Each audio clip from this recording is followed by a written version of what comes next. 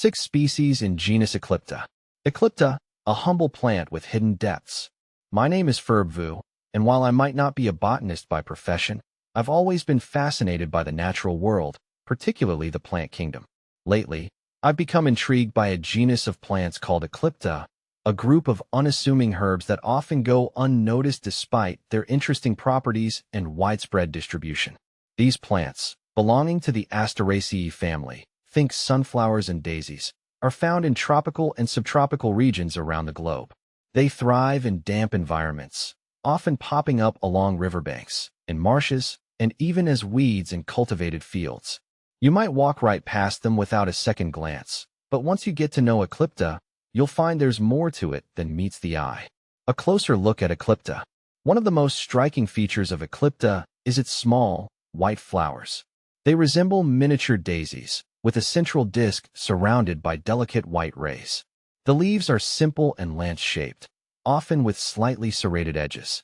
The stems are typically prostrate, meaning they lie flat on the ground, but they can also grow erect in some cases. But Eclipta is more than just a pretty face. It has a long history of use in traditional medicine, particularly in Ayurveda and traditional Chinese medicine. It's believed to have a cooling effect on the body and is often used to treat ailments related to the liver, skin, and hair. Some studies suggest that Eclipta possesses anti-inflammatory, antioxidant, and even anti-cancer properties. The species in Eclipta. While Eclipta prostrata is the most well-known species, the genus Eclipta includes a few other lesser-known members. Here are some of the species that fall under this genus.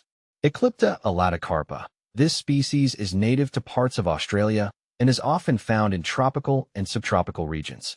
It typically grows in wet habitats, such as along creek banks or in moist woodlands, adapting well to fluctuating water availability. Known for its small, white, daisy-like flowers, Eclipta elaticarpa has leaves that are lance-shaped with a slightly hairy texture, and it is used in some traditional medicine practices for its anti-inflammatory properties. Eclipta elliptica, endemic to tropical regions. Eclipta elliptica thrives in moist soils and is often found in shaded forested areas. It has a unique elliptic leaf shape, which gives it its name, and bears white or cream-colored flowers that are relatively small but prolific. This plant is known for its role in soil conservation as it helps stabilize the soil in its native habitat, and it is also appreciated in traditional herbal medicine for hair care and wound healing. Eclipta lyocarpa, typically growing in wetlands or near water sources. Eclipta lyocarpa is recognized by its smooth, narrow leaves and white flowers. This species is adapted to tropical and subtropical environments, with a particular resilience to waterlogged soils. Though not as widely studied as other species in the genus, Eclipta lyocarpa is thought to share similar medicinal properties, including potential anti-inflammatory and antibacterial effects. Eclipta megapotamica, native to South America. Eclipta megapotamica grows primarily in wet, swampy areas. It features broader leaves than many of its relatives, with a rich green color and a soft, hairy texture. This species is also characterized by its small white flowers and has been traditionally used in South American herbal practices, particularly for its reputed benefits to skin and hair health. Eclipta platyglossa. This species is often found in regions with tropical climates and is distinguished by its wider, broader leaves compared to other Eclipta species. Eclipta platyglossa is usually a low-growing plant, with white or sometimes yellow flowers that are relatively larger within the genus. It has potential use in traditional medicine, especially for conditions related to the liver and skin, aligning with other Eclipta species' medicinal applications. Eclipta prostrata, commonly known as false daisy, Eclipta prostrata is the most widely recognized species in this genus. It grows as a prostrate herb and is well regarded for its medicinal properties, especially in Ayurvedic and traditional Chinese medicine. This species has small white flowers, lance-shaped leaves, and is known for its reputed benefits to hair health, liver function, and wound healing. Its adaptability to various habitats, from moist grasslands to agricultural fields, makes it an easily accessible medicinal plant in many regions. The many names of Eclipta prostrata. Eclipta prostrata goes by many names, reflecting its widespread use and diverse cultural significance. Some of its common names include False daisy.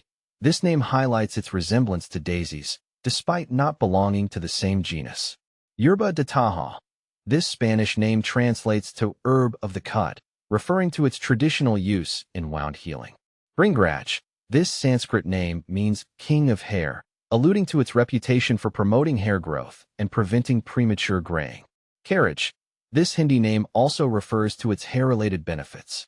These names give us a glimpse into the rich ethnobotanical history of Eclipta and its importance in various traditional healing systems. My personal interest in Eclipta. My fascination with Eclipta stems from its adaptability and resilience. It thrives in diverse environments, even those considered harsh or unfavorable.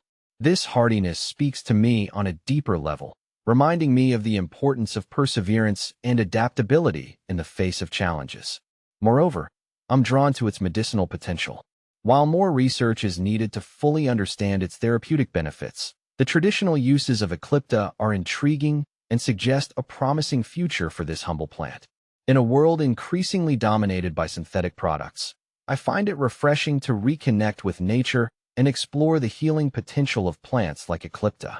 It's a reminder that sometimes the most valuable remedies can be found right under our feet, waiting to be discovered and appreciated.